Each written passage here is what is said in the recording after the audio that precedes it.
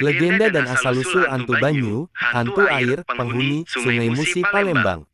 Tim Detik Sumbaksel, sumber, https://www.detik.com/. Sungai Musi, aliran sungai yang melintasi wilayah Sumatera Selatan termasuk Palembang, tak hanya menyimpan keindahan. Aliran sungai yang membelah Palembang ini juga punya cerita mistis karena dipercaya menjadi tempat bersemayamnya makhluk astral bernama Hantu Banyu. Namun, di balik ceritanya yang horor, Hantu Banyu ternyata juga punya sisi lain, yakni pesan yang berkaitan dengan ekologis dan alam sekitar. Penasaran seperti apa seluk-beluk Hantu Banyu? Simak penjelasan yang dihimpun Detik Sumbaksel dari berbagai sumber berikut ini. Kepercayaan masyarakat tentang Hantu Banyu secara harfiah berarti hantu air. Sejarawan Universitas Sriwijaya, Dedi Irwanto menjelaskan bahwa ada kepercayaan yang beredar luas di masyarakat Palembang mengenai sosok hantu yang satu ini. Konon makhluk ini merupakan arwah dari korban yang tenggelam di sungai, sengaja terjun maupun yang tidak sengaja jatuh. Menurut cerita, Hantu Banyu ini ada karena sering ada orang yang tenggelam di Sungai Musi. Dari catatan kepolisian dan jurnalis, banyak laporan orang tenggelam di Sungai Musi, ucap Dedi kepada Detik Sumbaksel, Minggu, tanggal 25 Juni tahun 2023. Kepercayaan lainnya, lanjut Dedi, adalah bahwa sosok Hantu Banyu inilah yang menahan jiwa-jiwa mereka yang jatuh dan tenggelam di sungai. Terutama anak-anak kecil. Tubuh mereka yang jatuh biasanya sulit ditemukan karena ditahan atau dimakan oleh Hantu Banyu ini.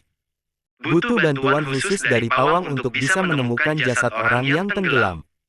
Jika ada yang tenggelam, nanti didatangkan pawang dari daerah Pemulutan, Ogan Ilir.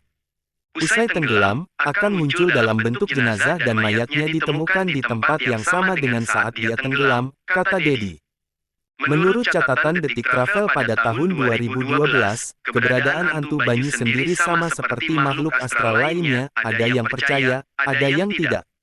Namun, makhluk ini selalu dikaitkan dengan hilangnya seseorang di Sungai Musi. Selain Hantu Banyu, ada beberapa nama makhluk lagi yang dipercaya menghuni sungai tersebut. Antara lain buaya putih, ular raksasa, dan iwak tapa. Ada juga si amang aik atau monyet air. Nama-nama makhluk legendaris inilah yang membuat warga biasanya enggan menghabiskan waktu di tepi sungai hingga malam. Menurut seorang tour guide bernama Udin Marogan kepada Detik Travel, berdasarkan pengalamannya, kehadiran Hantu Banyu dapat dideteksi lewat beberapa tanda. Antara lain, air sungai berwarna coklat susu, permukaan air tenang tetapi bagian bawah permukaannya berputar-putar, atau permukaan air terasa hangat tetapi bagian bawahnya dingin.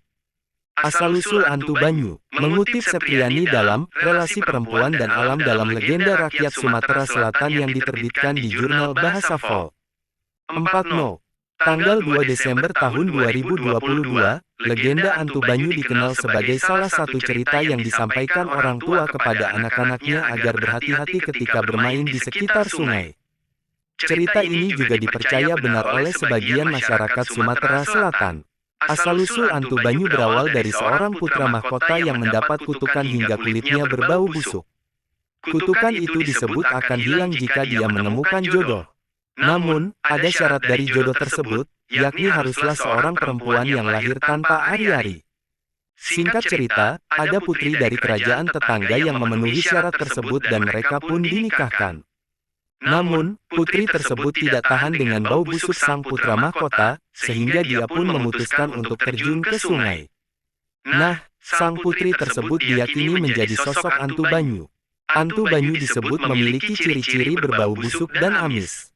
Masyarakat mempercayai sosok ini muncul saat air sungai mulai pasang atau menjelang maghrib. Saat sosok Hantu Banyu muncul, diyakini orang-orang yang masih berada di pinggir sungai akan hanyut. Tak sampai di situ saja, Septriani menjelaskan bahwa Hantu Banyu dipercaya akan membawa orang yang hanyut itu tenggelam hingga dasar sungai, kemudian mengisap sumsum tulang belakangnya.